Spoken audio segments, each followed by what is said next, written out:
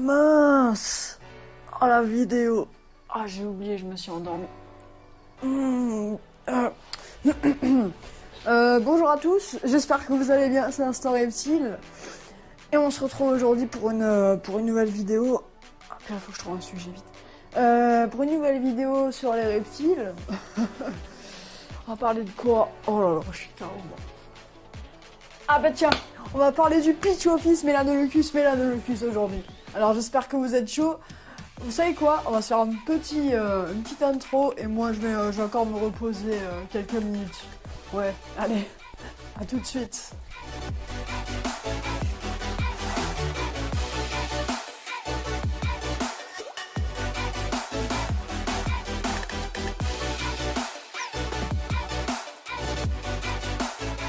Bonjour à tous, j'espère que vous allez bien, moi ça va super, je pète la forme.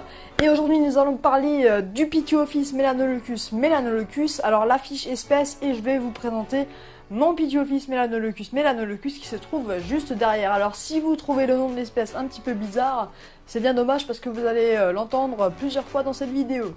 Voilà, on se retrouve pour la fiche, c'est parti. C'est une espèce qui fait partie de la famille des Colubridae, donc des couleuvres, et qui peut vivre 15 à 20 ans, donc c'est quand même une grande espérance de vie. Ça a une dentition aglyphe qui veut dire que ça n'a pas de crochet venimeux, juste des petites dents, donc ça a quand même une bonne petite dentition. Voilà, je préfère ne pas me faire mordre, clairement, hein, c'est encore le mieux. Et au niveau de la taille, ça peut atteindre 130 à 160 cm. Après 130 cm, moi ça me paraît un petit peu petit personnellement. Le mien à 1 an il fait déjà 1 mètre et quelques. Au niveau du mode de vie, c'est une espèce qui est terricole et diurne. Donc terricole qui veut dire qui vit dans la terre ou sur la terre, au sol quoi, bref. Qui ne grimpe que très peu. Voilà, les peu de fois où j'ai vu mon Pituophis grimper, ben, la plupart du temps ça s'est fini en atterrissage un petit peu olé olé quoi. Ça, il s'est écroulé dans le terrarium. Et diurne, on l'avait vu avec la Codonatus radiata. Est-ce que vous vous en souvenez encore ce que veut dire diurne? Donc ça veut dire que c'est une espèce qui aime bien vivre le jour quand il y a le petit soleil.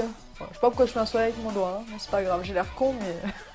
La particularité de l'espèce, c'est que déjà de 1, c'est une couleuvre très puissante qui a énormément de force. Voilà, franchement, la première fois que je l'ai manipulée et qu'elle m'a un peu serré le bras pour se tenir, j'étais assez étonné comparé à du Pantherophis guttatus qui a clairement moins de force. Ça sert pas mal pour se tenir. Après, ça n'arrache pas le bras. Hein. Ma boa sert plus fort. Ça possède un petit organe cartilagineux au niveau de la gueule, donc qui lui permet de sortir des sifflements assez amplifiés. Ça fait énormément de bruit quand il se met à souffler. Et il possède également la particularité de pouvoir faire trembler sa queue comme un crotale. Donc ça, c'est vraiment des techniques d'intimidation. Concernant la gestation de l'espèce, une femelle peut garder les œufs de 6 à 8 semaines dans le ventre avant de pondre 4 à 24 œufs. Donc c'est la sous-espèce qui pond le plus d'œufs. Donc ça s'explique par le fait que les œufs sont plus petits que les autres sous-espèces de Pituophis. Donc par exemple Pituophis catnifère sailly par exemple, qui elle pond que 4 à 8 œufs. On va maintenant passer aux informations sur le terrarium. C'est parti. Moi je vous conseille un minimum de 90 de long par 50 de haut par 60 de large. Voilà, ça c'est le minimum, il n'y a pas besoin d'énormément de hauteur, c'est pas un serpent qui grimpe souvent, c'est assez rare. Voilà, tant que vous avez une bonne surface au sol, c'est parfait. Moi je le maintiens dans un 120 par 60 par 60. C'est largement suffisant, c'est vraiment déjà une belle grandeur pour un Pituophis, mais voilà, moi je trouve qu'il est vachement bien dedans. Au niveau du substrat, j'utilise du snake bedding, hein, toujours. Et je pense qu'au prochain changement de substrat, j'augmenterai la couche, je mettrai le double de substrat pour qu'il y ait un peu plus de couche tout simplement, qu'il puisse creuser dedans. Et je rajouterai un petit peu d'éclat de coco par-ci par-là dans le terrarium, je verrai, pour faire un petit peu de décoration et pour ajouter un peu de substrat encore en plus. Concernant l'humidité, donc c'est 50% maximum dans le terrarium, 50% maximum, pourquoi? Parce que c'est une espèce qui aime bien les milieux secs et plutôt arides. Le sol, le substrat doit toujours être sec. Moi ce que je fais, je pulvérise une fois de temps en temps, donc maximum une fois par semaine. Et ça suffit amplement, il n'y a pas besoin de faire des pulvérisations obligatoirement. Après, le seul moment où vous pouvez pulvériser peut-être un petit peu plus, c'est quand il est en période de mue, pour l'aider et lui faciliter à muer. On passe maintenant aux températures avec un point chaud la journée qui doit se situer entre 28 et 30 degrés au niveau du sol. Et la nuit entre 22 et 24 degrés, c'est largement suffisant. On peut même descendre plus bas, on peut même descendre à 21-22 degrés. C'est pas mal aussi, c'est la température ambiante et ça lui convient très bien étant donné que Pituophis melanoleucus est une sous-espèce qui vit relativement au nord comparé aux autres sous-espèces de Pituophis. Du coup elle a besoin de moins de chaleur. Donc la nuit on peut descendre à température ambiante, ça ne pose aucun problème. Moi personnellement j'ai mis 23 degrés pour la nuit et c'est parfait. Et 28 degrés aussi pour le jour. Et voilà, on vient de terminer cette fiche. Et maintenant, on va passer à la présentation du terrarium. Au niveau du terrarium, donc ça ne change pas énormément comparé à ma Coleonatus radiata. La seule chose qui change, c'est au niveau des plantes artificielles que j'ai mis au niveau du sol. Comme c'est une espèce qu'on a vu qui est terricole, donc qui vit principalement au niveau du sol. J'ai préféré mettre les plantes artificielles donc par terre pour lui permettre de se cacher dedans. Voilà, c'est beaucoup plus pratique qu'en hauteur étant donné que c'est un serpent qui grimpe très peu. On retrouve également les fameuses pierres que je vous avais expliqué, que j'ai mis 15 minutes à nettoyer par pierre, à bien frotter et tout, au savon, puis rincer au désinfectant et rincer après à l'eau claire plusieurs fois. Les branchages aussi qui traversent le terrarium, même si c'est pas forcément utile, vu qu'il grimpe très peu, c'est pas obligatoire de mettre des installations en hauteur. J'ai également le fameux ponton, donc c'est le même, donc j'ai fait en double exemplaire, le même que pour ma Coleonatus radiata. J'ai également un éclairage LED spécial aquarium, donc c'est la même chose que pour le terrarium de ma Coleonatus radiata, encore une fois.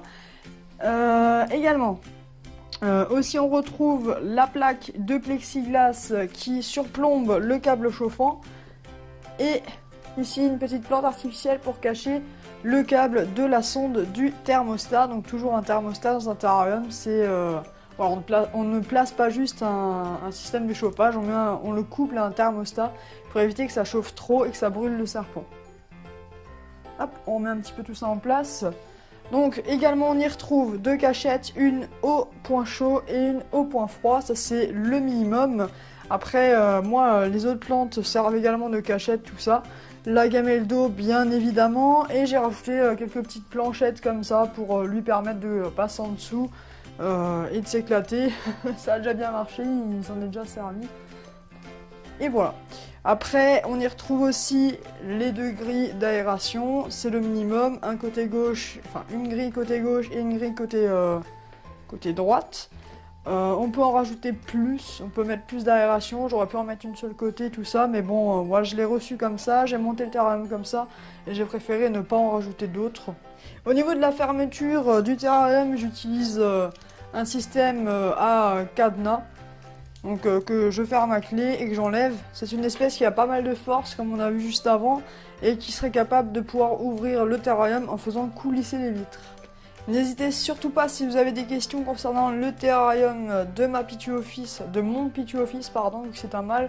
N'hésitez pas à poser vos questions dans les commentaires, j'y répondrai. Et si vous voulez des compléments d'information, vu que c'est quasiment la même chose que j'ai dedans par rapport à ma Coleonatus radiata qui est juste en haut, je vous ai déjà fait une vidéo dessus, n'hésitez pas à vous y référer et à la regarder également. Voilà, j'explique plus en détail, mais voilà, je considère que si vous voyez cette vidéo, vous avez peut-être déjà vu l'ancienne sur la Coleonatus radiata et que du coup vous êtes déjà bien informé sur ce que j'ai dans mes terrariums. Je vous propose maintenant de découvrir mon Pituoffice. C'est parti, on va lui enlever la petite cachette parce qu'il est caché au point chaud. Alors, on va enlever la cachette tout doucement pour pas trop le stresser.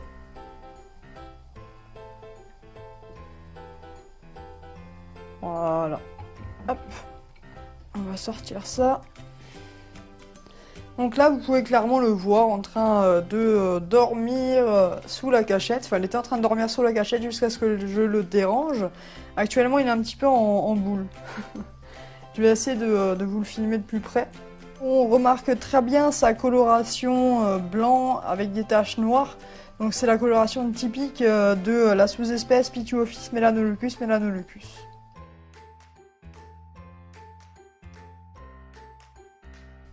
Et bien voilà, j'espère vraiment que cette présentation de l'espèce Pituophis melanoleucus melanoleucus vous aura plu. La vidéo n'a pas duré très longtemps parce que j'avais pas énormément de choses à dire au niveau du terrarium, tout ça.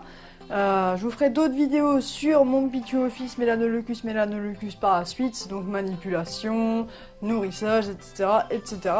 Si vous avez des questions, n'hésitez pas à les poser dans les commentaires. Et je tenais également à vous dire qu'il y aura bientôt la page Facebook Instant Active qui va être ouverte. Voilà, normalement quand la vidéo va sortir, je vais faire en sorte d'avoir la page qui est prête. Et voilà, n'hésitez pas à rejoindre ma page Facebook dans ce cas-là. Et je vous dis bye bye et à la prochaine vidéo. Ciao tout le monde!